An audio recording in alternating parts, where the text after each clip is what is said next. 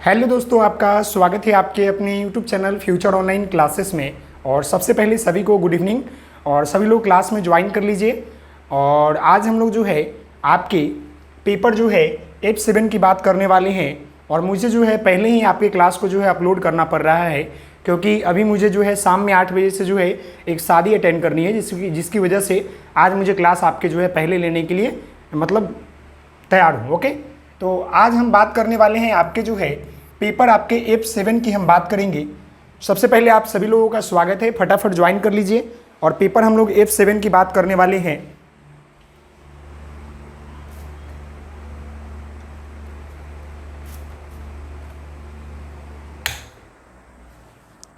जी, सभी लोग आ जाइए, फटाफट सभी लोग ज्वाइन कर लीजिए। पेपर हम लोग जो है F7 की बात करेंगे। और इस पेपर में जो है आपका F7 जो है, इसके आज हम लोग जो है लास्ट यूनिट को देखने वाले हैं। यानी कि जो आपका यूनिट अंत है, यानी कि 4 नंबर आपका जो यूनिट है उसको हम लोग देखने वाले हैं, जो कि आपके अंतिम इस पेपर का यूनिट है। और इससे पहले हमने जो है आपका ज़्यादातर पेपर कंप्लीट कर दिया है। और आज आपका जो है पेपर F7 कंप्लीट होने के बाद केवल आपका जो है पेपर F1 से लेकर F4 तक के ही जो है सिलेबस बचे रहेंगे, जिसमें 2-2 यूनिट रहेंगे। बाकी हमने सभी पेपर का यूनिट जो है कंप्लीट करा दिया है। थोड़ी सी हमारी तबीयत ठीक नहीं है, जिसकी वजह से जो है प्लेलिस्ट में ऐड नहीं हो पाया है, लेकिन मैं पूरा प्रयास करता हूं कि उसे बहुत जल्द मैं आपके प्लेलिस्ट में ऐड करवा दूं और गेसिंग क्वेश्चन भी बहुत जल्द आपको करवा दूं। ओके, तो यहां पर देखिए जो आपका पेपर है F7 गणित का शिक्षण शास्त्र प्राथमिक स्तर, इसके यूनिट 4 में आपको जो है पढ़ना क्या है, मापन एवं आंकड़े के बारे में जानना है। किसके बारे में जानना है? मापन एवं आंकड़े के बारे में जानना है। यानी कि बच्चों को गणित में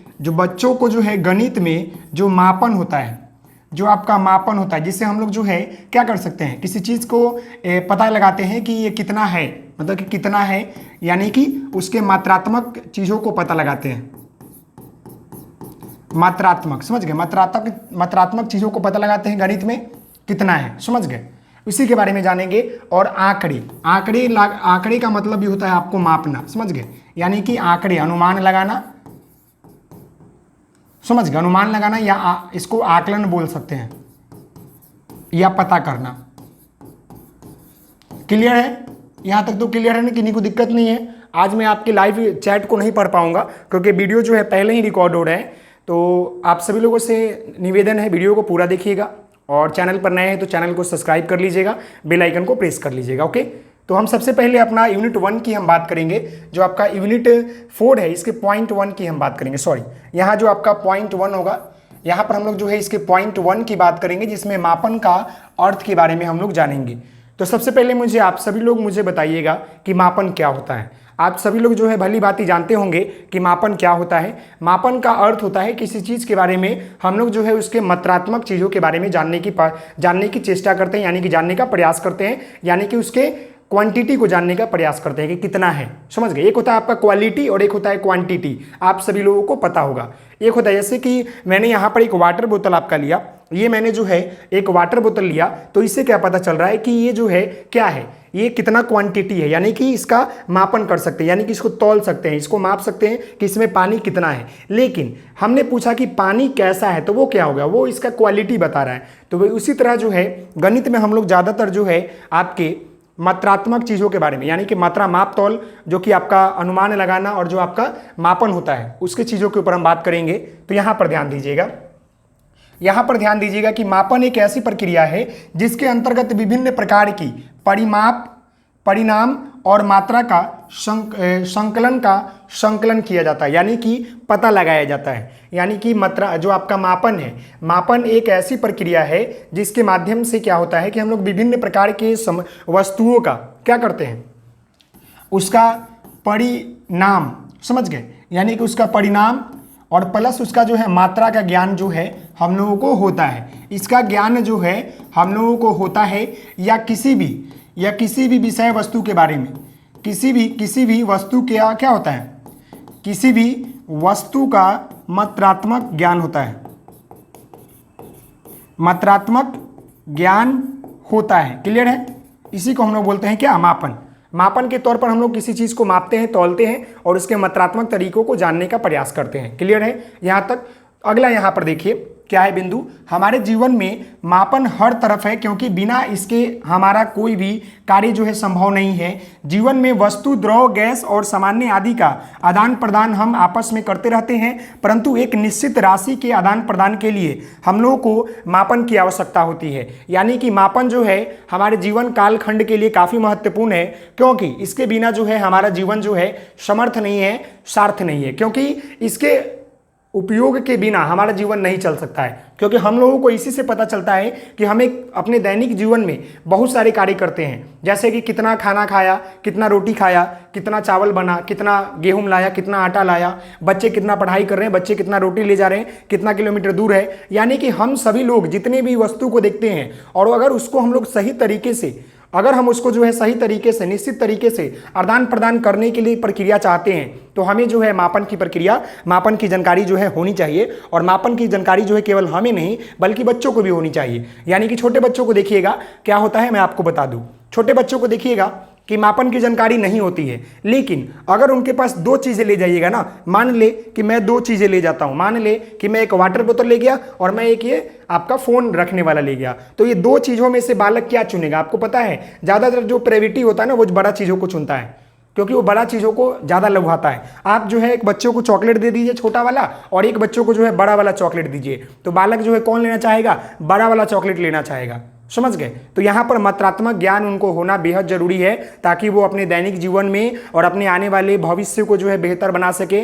कौन सी वस्तु का कितना प्रयोग करना है इसकी जानकारी उन्हें होनी चाहिए। समझ गए? वही बात यहाँ पर बोल रहा है कि हमारे जीवन में मापन हर तरफ है, क्योंकि बिना इसके इस्तेमाल से हमारा कोई भी कार्य जो है संपन्न नहीं होगा। हम सभी लोगों को पता है कि चिकन खाते हैं, हम लोग जो है सभी को पता है कि अंडा खाते हैं, दूध खाते हैं, मांस मछली सब खाते हैं। तो हमें कितना जो है मतलब क्वांटिटी में खाना है इसकी जानकारी हमें होना चाहिए। क्वांटिटी कहने का मतलब है कि मापन बोलिए या इसको मात्रात्मक बोलिए या नापतोल बोलिए, हमें कितना खाना है, कितना पढ़ना है, कितना पढ़ाना है, कब तक पढ़ाना है, इसकी जानकारी हमें होनी चाहिए। अब ये नहीं कि चिकन खा रहे हैं तो चिकन खाते ही रह जाएंगे, तो फिर डेंजर हो जाएगा वो हमारे लिए। समझ गए? वही बातें बोल रहा है कि कार्य संभव नहीं है। जीवन में वस्तु, द्रव, गैस, जीवन में जो हमारे वस्तु होते हैं चाहे वो द्रव हो चाहे वो गैस हो, समझ गए, कोई भी सामान आदि का आदान प्रदान हम आपस में करते रहते हैं, परंतु एक निश्चित राशि के आदान प्रदान करने के लिए हमें जो है मापन की आवश्यकता होती है। हम लोग दुकान से सामान खरीदते हैं भाई, तो हम लोग क्या करते हैं? माप तोल कर लेते हैं। मापन की वहाँ सख्त जरूरत है, बिना मापन का कोई दुकान नहीं चलेगा। समझ गए? कितना रुपए का है, कितना केजी है, कितना इसका ग्राम है, इसकी जानकारी होनी चाहिए। समझ गए? आगे बढ़ते हैं। आगे हम यहाँ पर बात करते हैं, तो यहाँ पर वही चीज़ें सारी मैंने अभी जो आपको बताई है, देखिएगा। जैसे इस बाजार में सब्जी लेते वक्त किलोग्राम आदि का मापन, दूध लेते वक्त लीटर मिलीलीटर का मापन, मुद्रा देते समय वक्त जैसे रुपया आदि का मापन करते हैं। यानी कि हम लोग जो है बाजार में जब जाते हैं कोई भी वस्तु लेते हैं तो किलोग्राम या हम लोग रुपया या उसको जो है हम लोग मिलीलीटर या हम लोग केजी, ग्राम आदि में जो है जानने का प्रयास करते हैं, जानने का जो है मापन करते हैं। तो ये जरूरी है, मापन का तरीका बेहतर होना चाहिए और बच्चों को सिखाने के लिए आपको जो है उनके दैनिक जीवन और उनके परिवेश से जुड़कर आपको बच्चों को बताना पड़ेगा, ताकि बच्चे जो है बेहतर तरीके से उसे समझ सकें। क्लियर है? चलिए हम यहां पर ध्यान दीजिएगा। यहां पर आपका बोल रहा है कि मापन हमारे दैनिक जीवन के चारों तरफ, इसलिए मापन की कौशलता का विकास बच्चों के किया जाना अत्यंत आवश्यक है। यानी कि हमारे दैनिक जीवन में मापन का कार्य जो है वो क्या है? हमारे चारों तरफ है, और इसीलिए जो है बच्चों को मापन की जानकारी देना बहुत ही जरूरी है। और आप गणित पढ़ा रहे हैं तो उसमें जो है मापन की प्रक्रिया को समझाना, चाहे मापन हो या आंकड़ा हो, इसकी जानकारी बच्चों को होनी चाहिए, तो ही बालक जो है बेहतर तरीके से गणित को सीख सकेगा। समझ गए? यहां पर देखिएगा, अत्यंत उपयोगी एवं महत्वपूर्ण होता है, क्योंकि मापन का शाब्दिक अर्थ होता है कि किसी भी चीज के मात्रात्मक रूप से पता करना, व्यक्त करना। हम किसी भी चीज को लंबाई, छत पर, आयत आदि के लिए एक संख्या दे सकते हैं, जिससे बच्चे उसे जो है माप के द्वारा जो है क्या कर सकते हैं? हल कर सकते हैं और इसके बारे में जो है जानकारी प्राप्त कर सकते हैं। मतलब वही बातें बोल रहा है कि क्योंकि मापन का शाब्दिक अर्थ होता है किसी भी चीज के मात्रात्मक रूप को पता लगाना। यानी कि यहाँ पर बहुत सारा सेव रखा हुआ है, समझ गए? यानी कि बहुत सारा यहाँ पर आम रखा हुआ है। अब मुझे जो है यहाँ से 100 ग्राम आम देना है, तो कैसे पता चलेगा? जब तक हमें जो है मापन की जानकारी नहीं हो, जब तक हमें जो है मात्रा की जानकारी नहीं हो, तो कैसे चलेगा? इसीलिए जो है बच्चों को मापन की जानकारी देना बेहद जरूरी है, क्योंकि वो आए दिन अपने दैनिक जीवन में सारी चीज़ों का प्रयोग करते हैं और बिना मापन का हमारा दैनिक जीवन में कोई भी वस्तु बेहतर तरीके से यूज नहीं होगा, चाहे वो हमारा कोई भी चीज़ हो। समझ गए? यहाँ पर देखिए, मात्रात्मक पता करना, व्यक्त करना, हम किसी भी चीज़ की लंबाई, चौड़ाई या आयत आदि के लिए एक संख्या दे सकते हैं, जिससे बच्चे जो है उसे मापन के दौरान जो हासिल कर पाएंगे। इसलिए बच्चों की भावी जीवन के निर्माण के लिए उनका मापन की आवश्यकता एवं उसकी उपयोगिता शिक्षण देना जो है अत्यंत महत्वपूर्ण है। यानी बालक अपने समाज में रहते हैं और वहाँ पर डेली बेसिस पर जो है अपने समाज में रहते हुए अपने चीज़ों को देखते हैं, जानते हैं, पहचानते हैं।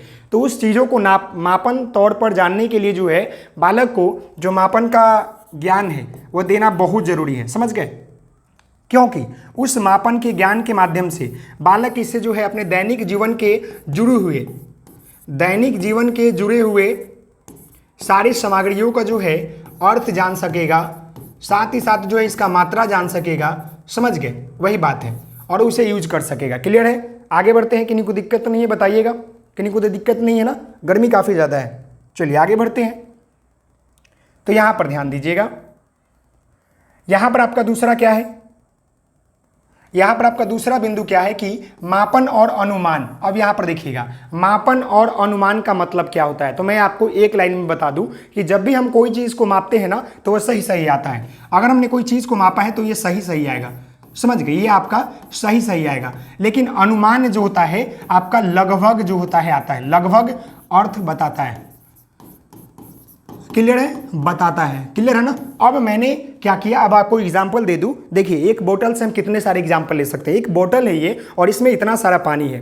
अब इस पानी में जो है कितना इसका जो है क्या है, मात्रा है, यानी कि कितना इसमें पानी है। एक ये बोतल जो है और इसमें कितना इसमें घड़ा में पानी है, इसकी जानकारी हमें पता चाहिए। तो यहाँ पर एक राम है, यहाँ पर एक राम है और यहाँ पर एक श्याम है। समझ गए कि श्याम है। श्याम क्या करता है कि इस पानी को जो है बकेट है, इसको क्या करता है कि मापन करता है, इसको मापन करता है।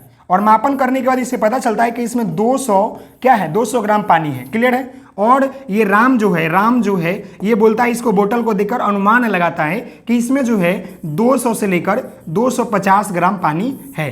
तो देखिए, यहाँ आपको इससे पता चल गया होगा कि यहाँ पर जो है जब हमने मापन किया तो हमें जो है पता चला कि इस घड़ा में जो है 200 ग्राम पानी था। लेकिन राम जो है इस घड़ा को देखकर, इसकी स्थिति को देखकर अनुमान लगाया कि 200 से लेकर 250 जो है ग्राम इसमें पानी है। तो लगभग ये सही है। सही है ना? अगर हम सही तरीके से देखें तो सही नहीं है, लेकिन लगभग जो है आपका मापन के, आपका अनुमान के अनुसार जो है ये सही है। तो यही होता है आपका मापन और अनुमान है। मापन का मतलब होता है सही सही अर्थ आना, अनुमान का मतलब होता है कि लगभग आना। समझ गए? तो यहाँ पर देखिए, मापन में अनुमान लगाना एक प्रकार का कला है। इसमें किसी भी प्रकार के यंत्र की आवश्यकता नहीं होती है।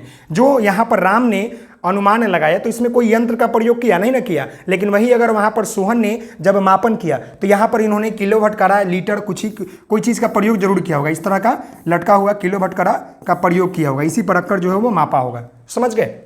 क्लियर है ना? आवश्यकता नहीं होती है। बच्चे मापन की अवधारणा समझाने से पहले अनुमान द्वारा ही जो है मापन की समझ विकसित की जाती है, ताकि बच्चे मापन की मात्रा से संबंध बना सके। समझ गए? क्लियर है ना?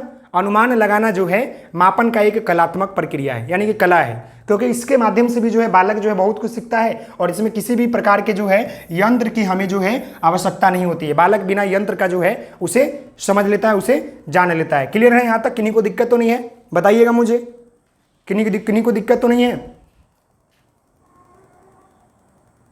किन्हीं को दिक्कत तो नहीं है? बताइएगा मुझे।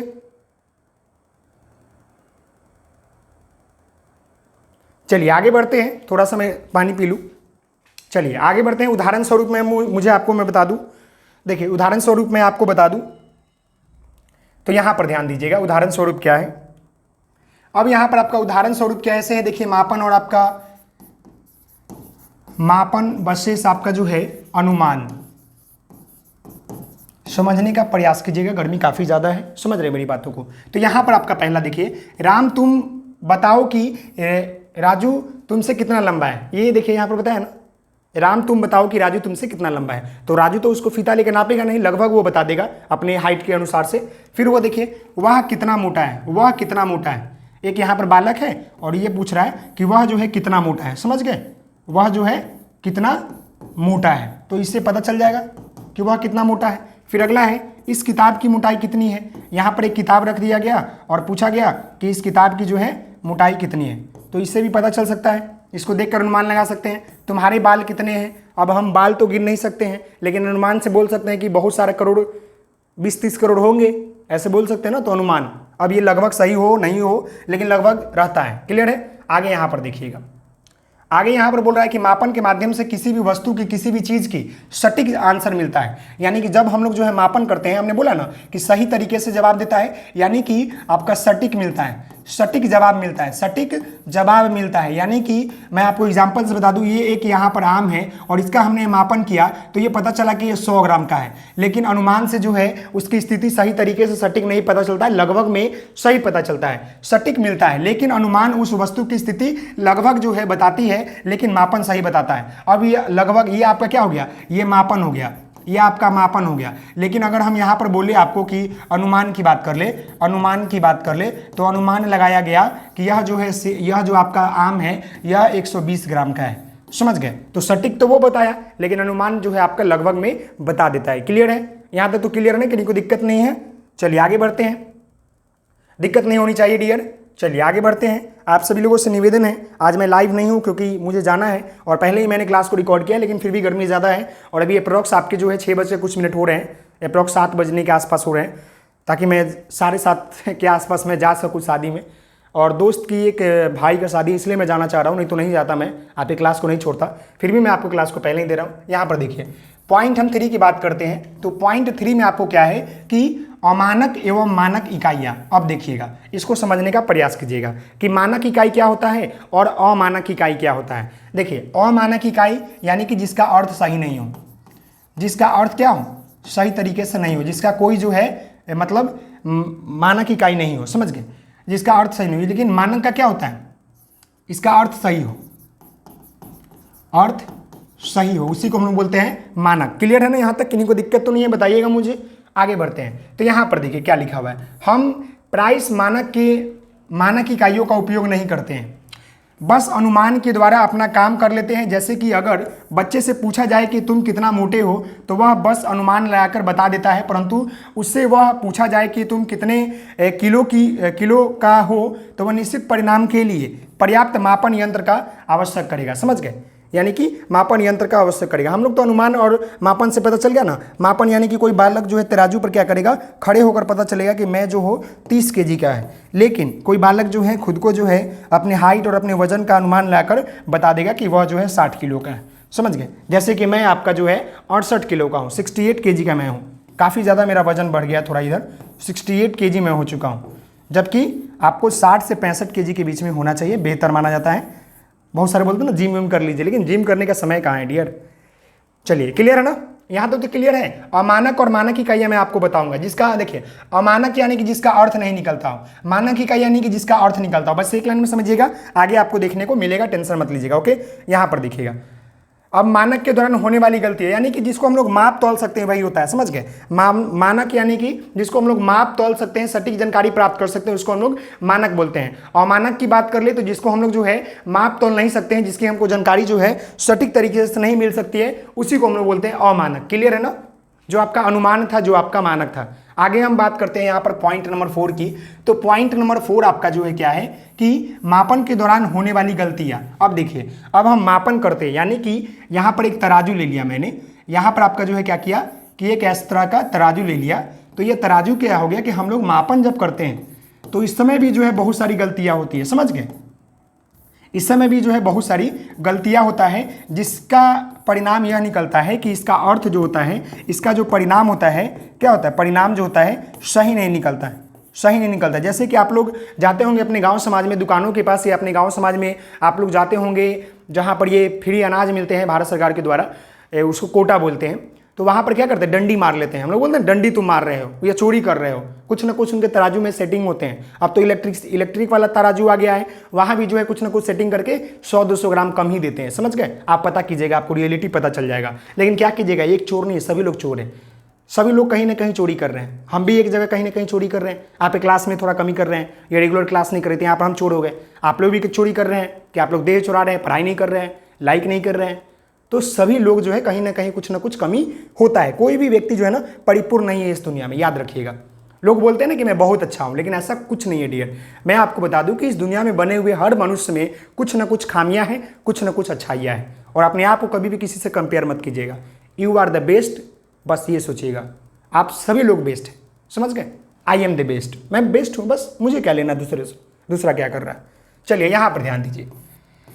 देखिए मापन यंत्र की जानकारी का अभाव। अब देखिए मापन यंत्र की जानकारी का अभाव, वही मैंने आपको बोला कि अगर अर्थ उसका पता नहीं चला हो कितना केजी हो। मैंने बोला दुकानदार भाई साहब से कि भाई मुझे 1 केजी जो है चावल दे दीजिए, और उसने मुझे 2 केजी चावल दे दिया, क्योंकि वो जो किलो होता है ना इस तरह का, वहां पर 2 केजी हुआ लिखा हुआ चढ़ा दिया। उसको पता ही नहीं है कि 1 केजी और 2 केजी में क्या अंतर है। तो ये हो गया पहला कि मापन यंत्र की जानकारी का अभाव। अब बालक को मापन यंत्र की जानकारी का अभाव रहेगा तो अपने दैनिक जीवन में प्रयोग होने वाले सही तरीके से वस्तुओं को ला पाएगा, नहीं ला पाएगा। मम्मी उसको बोलेगी कि बाबू तुम जाओ बाजार और वहां से 2 केजी जो है आप लोग आलू लाना, लेकिन बालक गया, उसको याद ही नहीं कि मम्मी ने कितना केजी बोला है, तो वो बोला कि 2 केजी आलू दे दीजिए, और दुकानदार ने क्या किया कि 1 केजी आलू तोलकर दे दिया और बालक 2 केजी का पैसा देकर चला आया। इसलिए आपको गणित में यह पढ़ाया जाता है मापन क्या होता है, इसकी सख्त जरूरत है बालकों को, समझ गए। तो यहां पर बालक तो 1 केजी ठगा गया, बालक को पता नहीं चला कि 1 केजी दिया कि 2 केजी दिया। हम लोग पढ़े लिखे हैं, आप लोग भी पढ़े लिखे हैं, तो हम लोग जाते हैं बोलते हैं भैया 2 केजी लाई, 2 केजी देखते हैं, डंडी भी देखते हैं कहां पर क्या कर रहा है, बराबर है या नहीं है। तो बालक को ये सब सिखाया जाता है,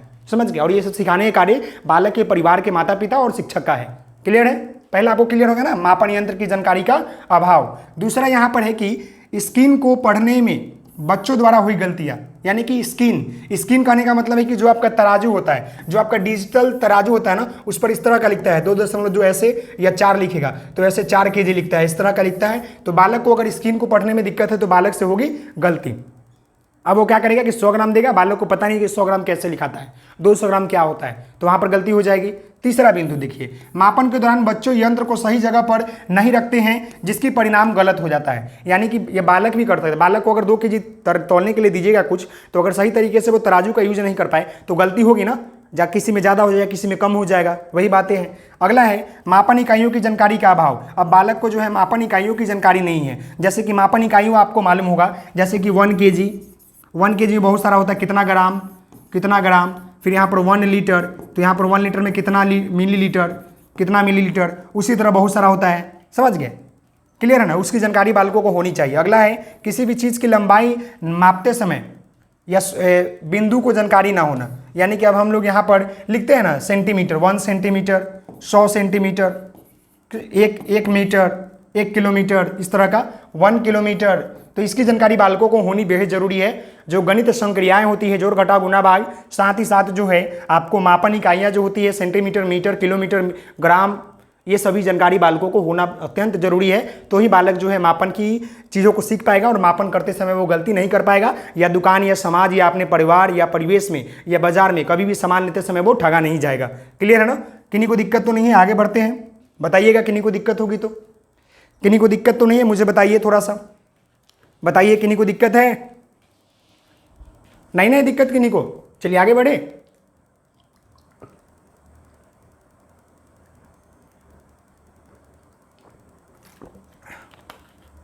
गर्मी काफ़ी ज़्यादा है, बिना पानी का तो रहा नहीं जाता है। गर्मी काफ़ी ज़्यादा है डियर, और बिना पानी का आपका क्लास जो है लेना बहुत मुश्किल होता है, ऊपर से बोलना भी पड़ता है। चलिए आगे बढ़ते हैं, अगले भी कुछ बिंदु है यहाँ पर देख लीजिए। अगला यहाँ पर लास्ट एक और बिंदु आपका क्या है, अब यहाँ पर देखिए अगला बिंदु क्या है आपका, किसी भी चीज़ को मापन किसी चीज़ के द्वारा देना हो तो गलत परिणाम आ सकते हैं, समझ गए। यानी कि अब मुझे देना क्या है, मुझे देना है 1 केजी चावल, और हम जो है ग्राम से दे रहे हैं, 100 ग्राम चावल दे रहे हैं, तो यहाँ पर गलती तो होगी ना होगी। यानी किसी चीज़ के द्वारा देना, ये होगा एक तरीका हो गया। और मान लें कि यहाँ पर 1 केजी का एक तराजू होता है ना, 1 केजी का एक बटखड़ा हम लोग उसको बोलते हैं, 1 केजी ऐसे लिखा होता है। लेकिन हमने क्या किया कि ईंट ले लिया, एक यहाँ पर हमने ईंट ले लिया, और इस ईंट को हमने मान लिया कि 1 केजी है, लेकिन हमें पता ही नहीं कि 1 केजी कितना है, और इसको हमने तराजू पर रख दिया और एक तरफ 1 केजी चावल रख दिया। तो यहाँ पर तो गलती होगी ना, ये आपका सटीक होता है, जबकि ये आपका अनुमानित होता है, ये पूरी तरह से सटीक नहीं होता है, समझ गए। मान ले कि मुझे यहाँ पर एक हाथ में क्या है, तराजू है, और एक हाथ में मेरे बटखड़ा है, मैंने 1 केजी रखा इधर, लेकिन मुझे क्या पता चला कि 2 केजी चाहिए, तो दूसरा केजी है नहीं, तो हमने एक ईंट रख दिया। तो क्या वो सही है? नहीं ना सही है, नहीं सही होगा। क्लियर है ना, आगे बढ़ते हैं। आगे हम 5th नंबर बिंदु की बात करेंगे। तो यहाँ पर आपका जो 5 नंबर बिंदु क्या है कि लंबाई, क्षेत्रफल, धारिता और आयत तथा समय का मापन के बारे में हम लोग जानेंगे कि आपका लंबाई क्या होता है, क्षेत्रफल क्या होता है, धारिता क्या होता है, आयतन क्या होता है, समय क्या होता है। ये सभी आपके जो है मापन प्रणाली है, ये सभी आपका मापन प्रणाली है, समझ गए। इसकी जानकारी जो है बच्चों को होना जरूरी है और इसकी जानकारी शिक्षक को भी होना जरूरी है, क्योंकि बालक को जो है अपने दैनिक जीवन में प्रयोग होने वाले ये सभी टर्म अगर उनको याद है, समझ है, तो कहीं भी जो है आसानी पूर्वक जो है मापन और आंकड़े की जानकारी जो है रख सकते हैं। यहाँ पर आपका जो है बहुत सारा चीज़ें आ जाएगी, यहाँ पर आपका रुपया भी आ जाएगा, यहाँ पर आपका पैसा भी आ जाएगा, समझ गए। इसीलिए आप अक्सर ध्यान दीजिएगा कि छोटे बच्चों की जो किताबें होती है ना, उसमें आपको जो है बहुत सारे चित्र वाले आपको बताए जाते हैं। कल भी मैंने आपको क्लास में बताया था कि बालक की जो पुस्तक होती है वो चित्रांकन होता है, क्योंकि बालक को चित्र के माध्यम से जो है गणित को रिलेट करते हैं, पर्यावरण को रिलेट करते हैं, हिंदी, इंग्लिश, मैथ सभी चीज़ों को रिलेट करके बच्चों को पढ़ाते हैं ताकि बेहतर तरीके से समझ सके। अब मुझे बालक को जो है रुपया के बारे में बताना है, तो हम यहाँ पर एक आम लिखेंगे, समझ गए, और यहाँ पर बालक को बताएंगे कि यह आम जो है 5 रुपए का है। अब बालक बोलेगा कि 5 रुपए कितना होता है भाई, तो अब इसको हम बताएंगे कि 1 रुपया में कितना पैसा, तो 100 पैसा। उसी तरह बताएंगे 5 रुपये में कितना पैसा, तो 500 पैसा। इस तरह करके जो है हम बच्चों को बेहतर तरीके से बताएंगे और चित्र के माध्यम से रिलेट करेंगे। अब बालक को नहीं समझ में आएगा कि पैसा कैसे आता है, तो हम यहाँ पर बोलेंगे कि 1 पैसा प्लस 1 पैसा प्लस 1 पैसा, और यहाँ पर ऐसे कर आप देखिएगा बच्चों के बुक में दिए रहते हैं, 4 हो गए, और यहाँ पर एक बॉक्स रहेगा और इसमें लिखेगा पैसा और यहाँ पर खाली स्थान को भरिए। तो बालक बोलेगा 1 पैसा, 2 पैसा, 3 पैसा, 4 पैसा, तो यहाँ पर 4 पैसा लिखेगा। तो ज़्यादातर बच्चों का जो किताबें होती है ना, चित्रांकन होती है, उस चित्र के माध्यम से बालक जो है किसी भी चीज़ को बेहतर तरीके से और आसानी तरीके से वो समझेगा, जानेगा। क्लियर है? यहाँ तक किन्हीं को दिक्कत तो नहीं है? चलिए, नहीं ना है? तो यहाँ पर देखिए हम बात कर रहे हैं लंबाई की। चलिए, तो यहाँ पर देखिएगा आपका क्या है, लंबाई। अब यहाँ पर लंबाई नापना है, तो लंबाई क्या होता है, अब लंबाई की जानकारी जो है बच्चों को आपको देना है। अब मैं आपको इसके बारे में इतना एक एक्टिविटी बताऊंगा जो मैंने आपको काफ़ी क्लासेस में बताया है और ये काफ़ी ज़रूरी है। देखिए, लंबाई के बारे में अगर आपको बच्चों को बताना है तो आप कुछ मत कीजिए, यहाँ पर 4-5 बच्चों को बुला लीजिए। अब यहाँ पर जो बच्चे 4-5 आ जाएंगे, कोई इतना छोटा होगा, कोई इतना छोटा होगा, कोई इतना बड़ा होगा, कोई इतने बड़ा होगा, कोई इतना बड़ा होगा, कोई इतना बड़ा होगा। तो ये क्या हो जाएगा, एक ये आपका इस तरह का बन जाएगा, यानी कि छोटा, उससे बड़ा, उससे बड़ा, उससे बड़ा, उससे बड़ा, उससे बड़ा। तो यहाँ पर हम सबकी लंबाई नाप सकते हैं, नाप कर बता सकते हैं, अनुमान भी लगा सकते हैं। बालक से यहाँ पर हमें सेंडिंग और डिसेंडिंग ऑर्डर भी बता सकते हैं। तो गणित को पढ़ाने के लिए आप बहुत सारे एक्टिविटी, बहुत सारे रोल प्ले मेथड एक्टिविटी, नाटक, रंगमंच तैयार करके आप बच्चों को बेहतर तरीके से पढ़ा सकते हैं, समझ गए। बस आपको हुनर होना चाहिए कि हाँ, मुझे पढ़ाना है। पढ़ाना बहुत ही बेहतर काम है। अगर आपको पढ़ाने में मन लगता है तो आपको और कुछ दुनिया में कुछ अच्छा नहीं लगेगा, समझ गए। यहाँ पर ध्यान दीजिए, लंबाई का ज्ञान कराने के लिए बच्चों को श्यामपट्ट के पास बुलाकर 2 बच्चों की लंबाई का अंतर दिखाएंगे, फिर इंची टेप की मदद से उन्हें निश्चित अंतर निकाल कर बताएंगे, तो बच्चे आसानी से लंबाई की कुछ समझ पाएंगे। साथ ही साथ जो है कक्षा में उपस्थित बच्चों सारी वस्तुओं की लंबाई और ज्ञान कराएंगे, ताकि जो है बच्चे दैनिक जीवन के प्रयोग में किए जाने वस्तुओं के माध्यम से लंबाई की अवधारणा को समझ सके। जैसे मैंने आपको बोला कि 4-5 बच्चों को बुला दिया, उसके हाइट के अनुसार यहाँ पर मैंने खड़ा किया और सबको इंची टेप से नापकर उसका रियल एक्चुअल जो है क्या किया, लंबाई नापा। तो इसके माध्यम से हम लोग जो है क्या कर सकते हैं कि बालक को अगर लंबाई की अवधारणा बताना है तो हम activity, role play, game play method से जो है बच्चों को बता सकते हैं। और क्लास में जितनी भी चीजें उपस्थित है ना, उसको हम बोलेंगे कि नापकर मुझे बताओ कितना लंबाई है। चाहे अपने घर के नाप कर लाओ कि आपके घर का जो दीवार है कितना है, या आपके घर का दरवाजा कितना है, या आपके घर में टेबल है वो कितना है। तो बहुत सारी चीज़ों को जो है, यानी कि बालक के दैनिक जीवन के, यानी कि बालक, यहाँ पर कोई बालक है ना, इसके हम लोग दैनिक जीवन से रिलेट करके जो है बालक को हम बेहतर तरीके से बता सकते हैं। कक्षा में उपस्थित सभी सामग्रियों को प्रयोग करके बता सकते हैं। यानी कि हमारे पास ये क्या है, कॉपी है, तो इस कॉपी की लंबाई कितनी है, चौड़ाई कितनी है, इसके बारे में बच्चे जो है माप तौर पर बता सकते हैं। इसको जानकारी उसको मिल जाएगी, समझ गए। ये वाटर बोतल, इसकी लंबाई कितनी है, तो बता देंगे बालक इसको नाप कर। क्लियर है? और इसको बताने के लिए आपको क्या करना है, आपको जो है कक्षा में और उसके परिवेश से जुड़कर बच्चों को बताना है, ताकि बालक जो है बेहतर तरीके से समझ सके। जैसे 1 inch equal 2.54 centimetre, 1 metre equal इतना इंच, 1 किलोमीटर इक्वल इतना मील, समझ गए। यानी कि आप 1 मीटर ये भी इतना इंच का होता है, समझ गए। और 1 किलोमीटर यहाँ पर क्या हो जाएगा, यहाँ पर आपका 1 किलोमीटर मतलब कितना होता है, 1000 मीटर, समझ गए। क्लियर है ना? आगे बढ़ते हैं, तो अब यहाँ पर देखिएगा, अब अगला जो यहाँ पर आपका क्षेत्रफल के बारे में बताना है। अब देखिए क्षेत्रफल के बारे में कैसे बता दीजिएगा। क्षेत्रफल का आपको मालूम होगा, एरिया निकालने के लिए हम लोग क्या करते हैं, क्षेत्रफल एरिया निकालने के लिए लेंथ टू ब्रेथ निकालते हैं ना, क्षेत्रफल लेंथ और ब्रेथ। अब इसी बोर्ड का मैंने बोल दिया कि क्षेत्रफल निकालो, तो लेंथ और ब्रेथ निकालेंगे, लंबाई चौड़ाई निकालेंगे, समझ गए ना। वही बातें हैं कि क्षेत्रफल की अवधारणा समझाने से पहले बच्चों को गुना एवं वर्ग की जानकारी होनी चाहिए। उन्हें एक कागज का टुकड़ा जो कि वर्गाकार हो, जैसे उनका पुस्तक और उनकी कॉपी, कीपैड से मोड़कर एक आयताकार बनाकर वर्ण सूत्र बताएंगे, समझ गए। ये चीजें होती है, जैसे कि आयत का क्षेत्रफल जानने के लिए इन्होंने समीकरण सीखे। आयत के क्षेत्रफल का समीकरण क्या होता है, एरिया इक्वल क्या होता है, लेंथ इनटू ब्रेथ होता है, अर्थात यानी कि क्षेत्रफल लंबाई और चौड़ाई का गुना पर प्रयास होना, यानी फिर कहें कि आयतन का क्षेत्रफल इसकी लंबाई और चौड़ाई गुना होता है, समझ गए। यानी कि हमको जो है क्षेत्रफल निकालना है तो हम क्या करते हैं, इक्वल लेंथ इनटू ब्रेथ कर देते हैं, यानी कि लंबाई गुना चौड़ाई, यानी कि इस चीज़ का, यानी कि हमने यहाँ पर कोई कॉपी लिया और ये कॉपी का हमने क्या किया कि लेंथ निकाला और ब्रेथ निकाला, तो यहाँ पर क्या हो जाएगा, एरिया निकालने के लिए यानी क्षेत्रफल निकालने के लिए हम लोग क्या करते हैं, लेंथ इनटू ब्रेथ, यानी कि उसकी लंबाई और चौड़ाई को आपस में जब गुना करेंगे तो उसको बालक को पता चल जाएगा कि लेंथ इसकी क्या है, इसका आयतन कितना है, समझ गए, मतलब कि इसका क्षेत्रफल कितना है, क्लियर है ना।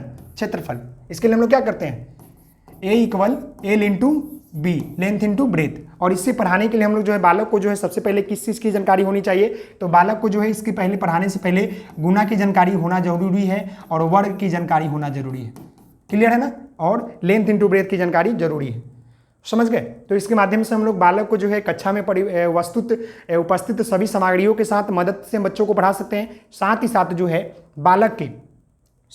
जो है बालक के घर से, समाज से, उनके परिवेश से जोड़कर जो है बच्चों को पढ़ा सकते हैं। यहाँ तक तो क्लियर है, किन्हीं को दिक्कत नहीं है ना। चलिए आगे बढ़ते हैं, तो यहाँ पर ध्यान दीजिएगा। आगे हम यहाँ पर जो है धारिता का मतलब समझते हैं। अब यहाँ पर देखिए धारिता का मतलब क्या होता है।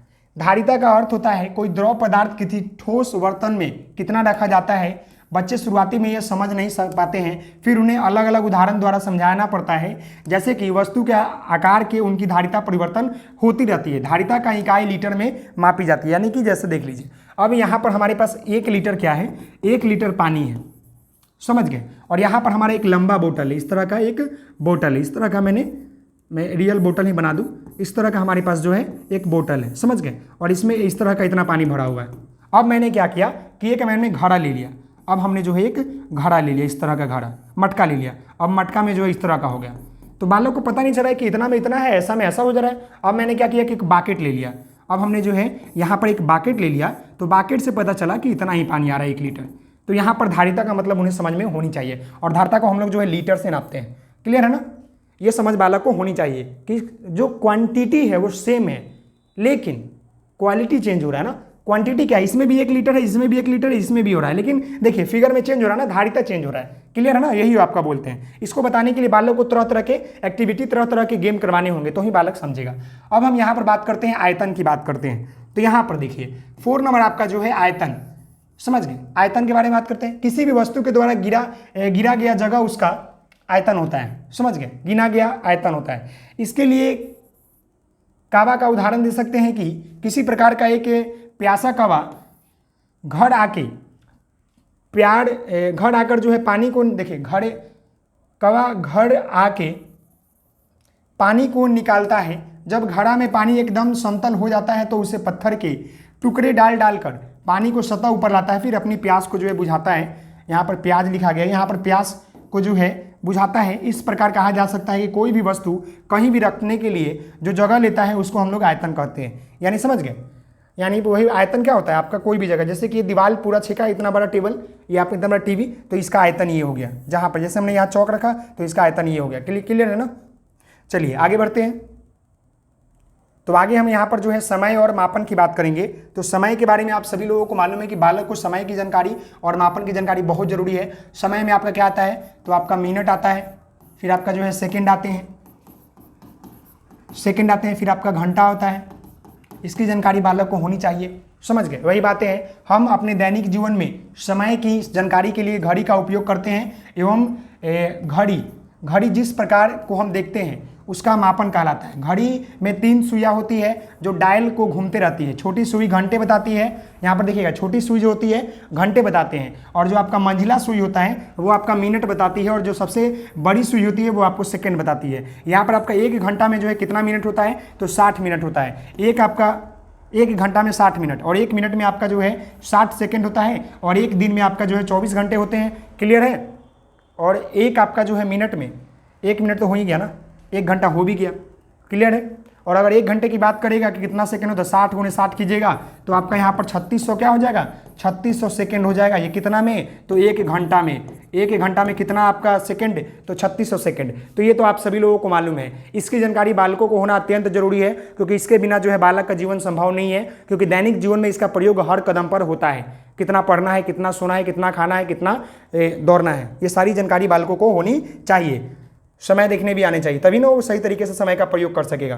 क्लियर है ना? बस ये आपका अंतिम बिंदु है, यहाँ पर देख लीजिए, फिर ये आपका बिंदु कंप्लीट हो जाएगा आज का पेपर। तो यहाँ देखिए आपका ये पॉइंट नंबर 6 जो बोल रहा है कि आंकड़ों का प्रत्यक्ष तथा प्रस्तुतिकरण के बारे में हम लोग जानेंगे, कि आंकड़ों का जो प्रत्यक्ष रूप होता है और जो उसका प्रस्तुतिकरण होता है वो क्या होता है, इसके बारे में हम लोग जानेंगे। तो यहाँ पर देखिए, आंकड़ों का अर्थ होता है निरीक्षण करना, आंकड़ों की स्थिति का प्रस्तुत करते हैं, जो उचित और अनुचित भाव जो है प्रस्तुत करते हैं। यानी कि जो आपका आंकड़ा होता है वो क्या करता है, निरीक्षण करना। यानी निरीक्षण करने का मतलब होता है कि पता लगाना या जांच पड़ताल करना, समझ गए? ये होता है। क्लियर है ना? यहाँ पर पता लगाना। तो यहाँ पर देखिएगा, आंकड़ों पर परिणात्मक एवं गुणात्मक दोनों प्रकार की होती है। यानी कि हम लोग परिणाम भी निकालते हैं और हम लोग उसके गुण भी निकालते हैं, तभी ना निरीक्षण करते हैं ये कितना अच्छा है, कितना बुरा है। समझ गए? शैक्षिक अनुसंधान में आंकड़ों का संकलन शोध कार्यों के लिए ठोस आधार प्रदान है। समझ गए? यानी कि हम लोग जो है शैक्षिक चीज़ों में इसका प्रयोग ठोस आधार पर करते हैं। और यहाँ पर आगे देखिए, आंकड़ों के आधार पर शोध के सुनिश्चित उत्तर दिया जा सकता है, और वैज्ञानिक शोध कार्यों के लिए आंकड़ों का निरंतरता आवश्यक होती है। इसका प्रस्तुतिकरण एक टेबल, चार्ट, ग्राफ आदि के द्वारा होता है। यानी आंकड़ा हमें पता होना चाहिए, कितना किलो, कितना केजी है, कितना चाहिए। यानी कि देखिए, आंकड़ों का प्रयोग हम कहाँ करते हैं। अब मुझे जो है यहाँ पर रोटी बनाना है, तो रोटी बनाना है भाई, तो हमें पता होना चाहिए कितना आटा की ज़रूरत है, कितना आटा की जरूरत है, कितना हमें जो है पानी की ज़रूरत है। समझ गए? ये ज़रूरत है। ये मान लें कि हमें खीर बनाना है, हमें जो है खीर बनाना है, तो इस खीर को बनाने के लिए हमें कितना चावल चाहिए, कितना हमें चावल चाहिए, कितना हमें जो है पानी चाहिए, कितना हमें दूध चाहिए, कितना हमें जो है चीनी चाहिए, कितना हमें जो है बादाम चाहिए। ये सभी चीज़ें जो हमको मालूम होना चाहिए, आंकड़ा पता चलना चाहिए, तो ही ना बनाएंगे। एक हम लोग जो है खिचड़ी बनाते हैं, या हम लोग जो है कुछ पकवान बनाते हैं, यानी कि पूरी की बात कर ले तो पता चलता है ना कितना आटा चाहिए, कितना तेल चाहिए, कितना जो है आपका नमक चाहिए। ये सभी चीज़ें पता होनी चाहिए, तो इसी को तो हम लोग बोलते हैं आंकड़ा। समझ गए? तो ये जो है आपका कंप्लीट होता है paper. Thank you so much आप सभी लोगों को इतना सारा प्यार और सपोर्ट करने के लिए। फ्यूचर ऑनलाइन क्लासेस में आपका स्वागत है। और यहाँ पर आपका जो है क्या हो रहा है कि आपका पेपर जो है F7, जो आपका पेपर F7 था, जो आपका पेपर जो था आपका F7 था, इसका लास्ट आपका जो था क्या था, यूनिट था, लास्ट यूनिट था, यानी कि 4 नंबर था। ये जो है पूरी तरह से कंप्लीट होता है, और इसी के साथ जो है आपका सिलेबस इस पेपर का जो है कंप्लीट होता है। बाकी आप सभी लोगों को प्लेलिस्ट में इसका वीडियो मिल जाएगा, वहां से जाकर जो है आप लोग देख सकते हैं सारी वीडियो को। और आशा करता हूं कि आपको ये वीडियो पसंद आया होगा। बहुत जल्द आपको क्वेश्चन कराए जाएंगे। मिलते हैं नेक्स्ट वीडियो में, तब तक के लिए धन्यवाद। Thank you so much. और आप सभी लोग हंसते मुस्कुराते रहिएगा, पढ़ाई करते रहिएगा, और कमेंट कर दीजिएगा। जो भी आपको दिक्कत होगी मैं आपको कमेंट में जवाब दे दूंगा, क्योंकि लाइव क्लासेस नहीं चल रही थी, इसके लिए क्षमा चाहता हूं। मैं चाहूँ तो इसको लाइव पढ़ा सकता था, लेकिन मुझे जाना था और गर्मी ज़्यादा था, तो इसलिए मैं पहले ही पढ़ा दिया। ओके, आप सभी लोग हंसते रहिए, मुस्कुराते रहिए, पढ़ाई करते रहिए। धन्यवाद। Take care, bye bye, good night, जय हिंद, जय भारत।